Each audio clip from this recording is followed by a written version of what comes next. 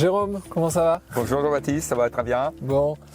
Jérôme, tu es agriculteur bio ici à Fosseux dans le Pas-de-Calais. Ouais. Est-ce que tu peux nous décrire en quelques mots ta ferme et puis peut-être en deux mots ton parcours? Ouais, moi je m'appelle Jérôme Auchin, j'ai 60 ans. Je suis agriculteur à Fosseux dans le Pas-de-Calais, à côté d'Avesnes-le-Comte, au sud d'Arras. J'ai une ferme de 60 hectares, tout en bio, 100% bio, convertie depuis l'année 2012. Par étapes successives. Et aujourd'hui, j'ai sur l'exploitation à peu près 7 types de cultures différentes qui amènent à une variété d'assolements et c'est qui repose un peu les bases de l'agriculture biologique. Quelques espèces, si tu peux nous citer quelques espèces et puis on fera un petit focus sur la betterave sucrière en bio. D'accord. L'assolement est principalement avec de la céréale, notamment du blé, du triticale, de l'orge de printemps, de grand épeautre, de la luzerne, de la pomme de terre. Et pendant 3 ans, j'ai mis de la betterave sucrière en agriculture biologique sur des surfaces pas forcément grandes, mais qui répondent juste aux besoins de mon assolement. C'est-à-dire que j'étais sur entre 1 hectare et 1,5 hectare de betterave sur la ferme. Okay. Et du coup, c'est quoi l'intérêt de la betterave bio dans un assolement plutôt céréalier majoritairement dans ton cas? C'est pour amener une culture supplémentaire dans l'assolement. Historiquement, la betterave sucrière est quand même ce qu'on appelait une tête de rotation, c'est-à-dire qu'elle amène des bénéfices pour la culture suivante. C'était une plante pivotante, qui a des besoins spécifiques. Mais je pense aussi aujourd'hui qu'on a besoin d'avoir un sucre bio produit en Hauts-de-France, parce qu'on est quand même une terre de production de la betterave. Ouais. Et on arrive bien à produire du blé, des endives, pourquoi pas de la betterave. Et l'intérêt, c'est de se dire on peut produire de la betterave sucrière bio. Surtout qu'historiquement, dans les années 50-60, c'était de la betterave bio et tout le monde produisait de la betterave. Avant même l'arrivée des produits de synthèse, notamment dans le désherbage. Toutes les betteraves sucrières et fourragères se faisaient. On nommait pas le titre bio, mais c'était une agriculture sans intrants chimiques. Donc pourquoi pas aujourd'hui, quoi. Exactement. Et du coup, toi, pratiquement, qu'est-ce que tu mets en œuvre? Ici, on voit, on voit le parcellaire un peu, on imagine un peu, mais est-ce que tu peux nous décrire un peu à quelle place la betterave a dans la rotation? Oui. Qu'est-ce que tu prépares? C'est quoi les préparations de sol? Qu'est-ce que tu mets en œuvre? Parce qu'on sait aussi que c'est une culture qui est complexe, avec un certain nombre de maladies, ravageurs éventuels, des besoins en fertilisation particuliers. Oui. Comment tu raisonnes ça? Ça commence comment et quelles sont les pratiques que tu mets en œuvre? En fait, on en est venu à parler de la betterave sucrière par le biais des bio de France. On en avait discuté dans le cadre de certaines projections de cultures à mettre en place, et la betterave sucrière en faisait partie. Et moi, ma réflexion, elle a été tout de suite agronomique, c'est-à-dire on produit de la betterave, mais je n'ai pas décidé aujourd'hui pour mettre de la betterave demain. Donc entre le moment où on a commencé à parler, notamment avec Sébastien Louman, qui est fortement investi et qui pilote beaucoup notre fabrique à sucre, qu'on parlera peut-être tout à l'heure, quand on a réfléchi, on a dit bon d'accord, on met de la betterave, mais comment on s'y prend? Et moi j'ai dit je suis partant pour mettre de la betterave. Par contre, il faut me laisser 2 à 3 ans de recul avant d'implanter de la betterave, parce qu'il faut que je l'intègre dans ma rotation.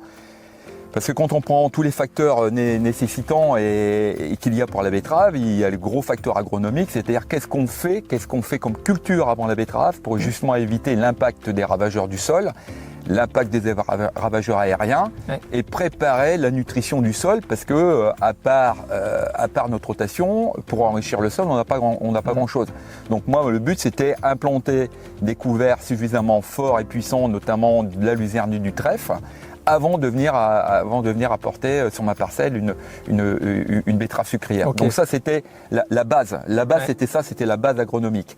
Et comme on est en agriculture biologique, on le sait très bien, tous ceux qui pratiquent l'agriculture biologique disent que tous les leviers, c'est la rotation. Voilà. Donc il faut multiplier les rotations, multiplier les cultures d'automne, les cultures de printemps, alterner, notamment pour les adventices. Hein. On va casser les rythmes des adventices, parce que la betterave sucrière, le gros souci, c'est également le désherbage. Oui. Donc plus on multiplie ces différentes techniques d'approche agronomique, et on peut implanter de la betterave sucrière sans se retrouver avec un impact d'avoir plus d'adventices que de betteraves. Donc ça c'était mon premier point, et justement en travaillant dessus, j'en suis arrivé où pendant 3 ans, mes betteraves, elles étaient propres, elles étaient riches, et j'avais du rendement. Okay. Sans aucun apport organique, quoi, en fait. Hein. J'ai juste travaillé sur la façon agronomique.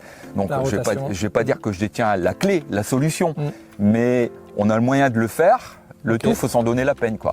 Et ne pas oublier, l'élément principal, c'est la rotation. Ça, il ne faut pas oublier ça.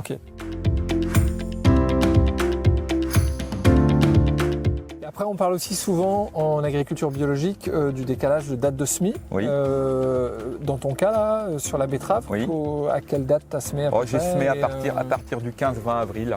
D'accord. J'ai un sol bien réchauffé. Ça m'a permis de faire des faux semis. À chaque fois, j'ai fait à peu près 4.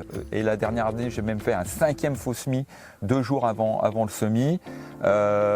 Justement pour lutter contre les adventices. Et on lutte aussi contre les ravageurs du sol, parce qu'en fait à chaque fois qu'on bouge les 3-4 cm de surface où là on va implanter la graine, on remet en surface en fait un bon nombre de ravageurs qui par l'effet du soleil, du fait d'être manipulés, l'oxydation, en fait on les élimine. On a toujours cette facilité de lutter contre ces ravageurs en faisant ces faux semis. Contrairement à beaucoup de producteurs de betteraves où parfois je vois le champ le matin et le soir il est semé. D'accord, mais il ne faut pas oublier que le sol c'est vivant, ça a besoin de plein d'éléments, notamment d'oxygène. Et donc l'oxydation fait partie d'un élément qui va lutter contre certains ravageurs. Donc c'est des choses qu'il faut prendre en considération. Quoi.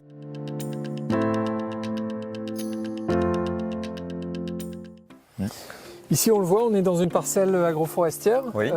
Quelle a été un peu la motivation pour travailler ça? Et est-ce que ça a un rôle? Et si oui, lequel? Notamment par rapport à la production de la betterave, mais peut-être de manière plus générale par rapport à l'ensemble de ton système. Comme je te le disais tout à l'heure, ma première réflexion quand je suis passé en bio, c'était l'agronomie. Donc agronomiquement, les sols les plus riches sont les sols forestiers. Donc avoir des arbres dans une parcelle va m'amener sur le temps un taux de matière organique qui va monter, parce qu'un arbre, c'est une usine à lui tout seul, c'est un puits de carbone. Ça te redonne de la matière organique fraîche pour les micro-organismes du sol, pour les nourrir. Ça a une infiltration, ça lutte contre l'érosion, tous les bénéfices pour le captage de l'eau, parce que ça sait retenir l'eau à même le sol, la filtration est beaucoup plus lente, donc pour les nappes phréatiques, c'est ce qu'il y a de mieux. Et notamment aussi, c'est une réserve pour tous mes auxiliaires de culture. Parce que toutes les bandes enherbées que l'on voit, le bois sec qui va tomber, les feuilles, tout ça, ça va nourrir mais en fait ce que j'appelle mes petits soldats, ceux qui vont lutter justement contre ces parasites du sol. Et il y a toujours un équilibre, il ne faut pas se dire que c'est... Parce que si j'avais que des bons soldats, s'ils n'ont rien à bouffer, ils vont mourir de la même manière. Donc il faut toujours qu'il y ait cet équilibre entre le vivant. J'aime bien une phrase d'Orsena, c'est qu'il dit en fait la vie c'est une continuité. Il ne peut pas avoir un élément sans avoir l'autre en fait. Si tu en enlèves un, c'est comme si tu tirais un fil, tu détricotes les choses. Donc il faut toujours garder à l'esprit que l'un existe parce que l'autre existe, mais il faut juste trouver le bon équilibre entre les deux. Et moi, c'est ce que j'essaye de trouver. Alors, quand j'ai mis des betteraves ici, j'ai eu des pucerons, j'ai eu des vols de pucerons, mais comme tu le vois, j'ai une haie périphérique, j'ai des sureaux, j'ai des aubépines. Et ce que j'avais remarqué, c'est que dans ces bandes-là, dans les bordures, j'avais un peu de chardon. Alors, c'est vrai que ça embête le monde, ça pousse des réactions négatives, mais il faut bien savoir que quand j'ai un vol de pucerons, j'avais remarqué que sur toute la bordure, toutes les aubépines, surtout les sureaux et les chardons, étaient remplis de pucerons en fait. Et je me suis dit, c'est bizarre ça en fait. Tout est là, tout est collé là. Alors je pense qu'il y a une interaction entre ces végétaux et le puceron. Et d'un fait exprès, tu vois, 3-4 jours après, toute la bordure était remplie de coccinelles. Donc je me suis dit, voilà, il n'y a pas de la cause à effet, elle est là. La démonstration, elle est vite faite, quoi, tu vois. Le respect du cycle Donc, naturel voilà, tu propre vois. à l'agriculture. Et donc, je ne vais pas dire que j'ai pas eu de puisson, mais j'ai pas eu d'impact sur la culture. Ouais, J'ai pas eu de signe. Et d'ailleurs, la technicienne de Bio de France qui était venue voir un peu les parcelles à 3 reprises, elle m'a dit c'est incroyable, ça. Il n'y a pas d'impact, il n'y a pas d'impact de ravageurs, tu vois. Donc c'est juste trouver le bon équilibre entre les choses. Et à partir de ce moment-là, tu en tires plus de bénéfices que tu as de contraintes. Alors, du coup, on comprend bien un peu le système que tu mets en place pour tenir compte de toutes ces interactions, du respect du cycle naturel, qui finalement crée un équilibre, notamment contre les ravageurs avec le rôle des auxiliaires. La question qu'on pourrait se poser après, c'est l'impact économique, financier, la rentabilité. Finalement, le rendement aussi de la culture. Est-ce que tu as quelques données comme ça que tu pourrais nous partager ?